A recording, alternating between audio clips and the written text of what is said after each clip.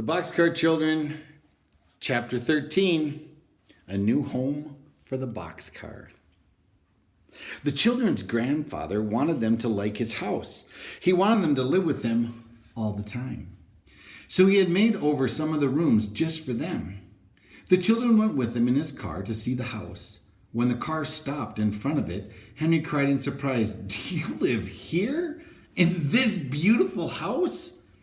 It was a beautiful house. It was very big, with many trees and flower gardens all around it. "You may live here too if you like my house," remarked his grandfather, watching Henry's face. The house was beautiful inside too. There were flowers everywhere. There were maids everywhere. The children went up to the bedrooms. "Oh!" cried Jessie. "This is Violet's room." It really was Violet's room. There were violets on the wallpaper. The bed was white with violet cover. On the table, there were flowers that were violets. "What a beautiful room," cried Violet, sitting down in a soft, pretty chair. All the children shouted when they saw Benny's room. The wallpaper was blue and covered with big rabbits and dogs and bears. There were a rocking horse and a toolbox and little tables and chairs and an engine that stood on a track with cars almost as big as the little boy himself. Benny ran over to the engine. "Can I run this train all day?" he asked. He sat down on the floor right next to the engine. "Oh, no," said Henry. "You're going to school as soon as it begins." His grandfather laughed. "That's right, my boy. You'll like school. You'll learn to read." "Oh, I can read already," said Benny. In Jessie's room, they found a bed for Watch. He was on the floor by her bed. Watch got in it at once, sniffed at the pillow, and turned around 3 times and lay down. You know, dogs do that where they turn around 3 times. "He liked it," said Jessie. "He likes it. He will sleep by me."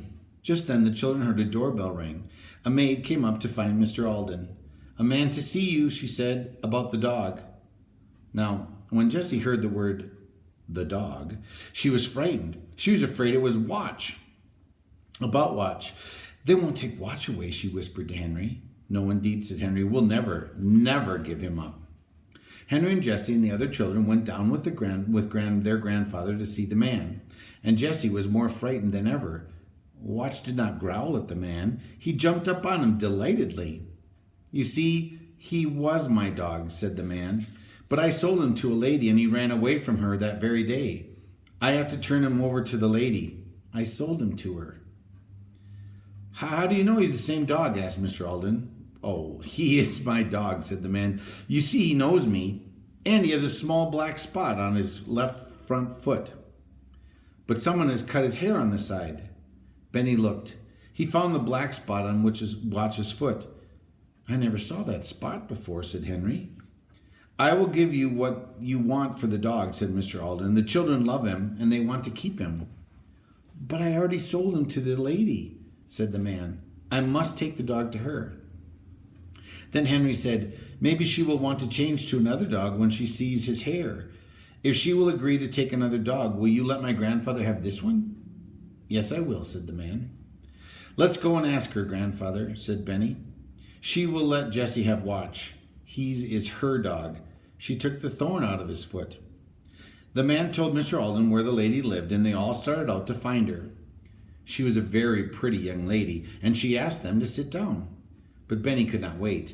He said, "Please let us keep Watch. I want him, and Jessie wants him, and we didn't know he was your dog." "What do you mean?" asked the lady, laughing. Who's Watch?" "This dog is Watch," answered Henry. "A man came to grandfather's house today and told us that he sold you this dog. When Watch ran away from you that day, you bought him. The day you bought him, he came to us. He had a thorn in his foot, and Jessie took it out." Watch looked up at the lady and wagged his tail. When she looked at him, she began to laugh. "Look at his sides," she said. "Who cut his hair?" "I'm sorry," said Henry. "Benny did that one day with Violet's shears." "I'm not sorry," said the lady, laughing. "He looks so funny. And you want to keep him? Is that it?" "Oh, yes," said Jessie eagerly. "The man will let us have him if you will take another dog." "Don't be afraid," said the young lady. "You may keep the dog. I can change to another one." "Oh, thank you. You are nice," cried Benny. He ran to the lady and climbed up in her lap before anyone could stop him.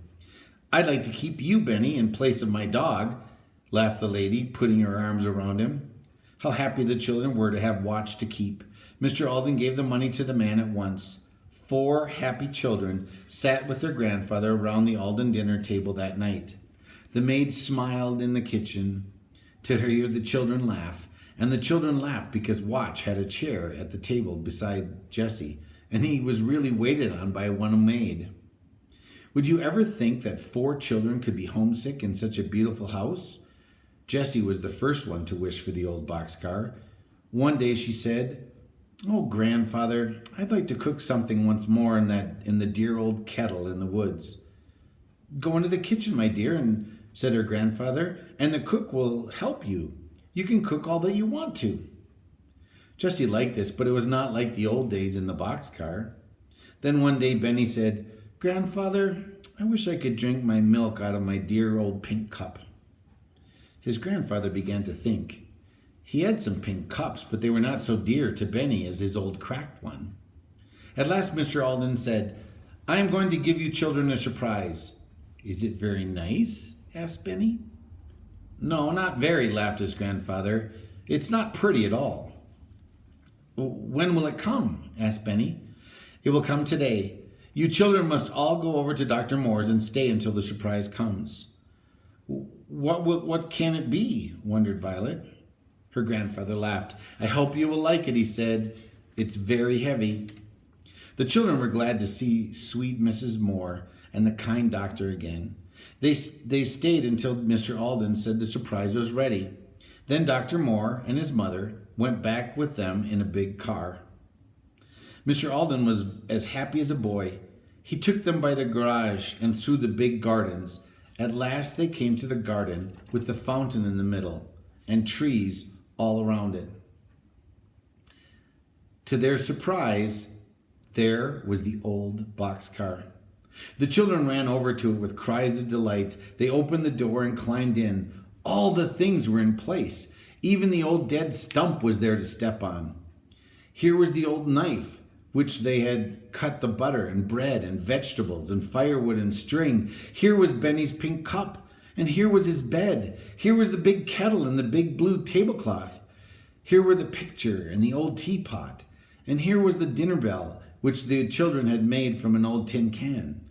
Benny hung it on the tree with a string and rang it over and over again with a spoon.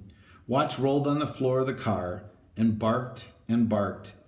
Then he began to sniff at everything. He's looking for his bone that he buried," laughed Benny.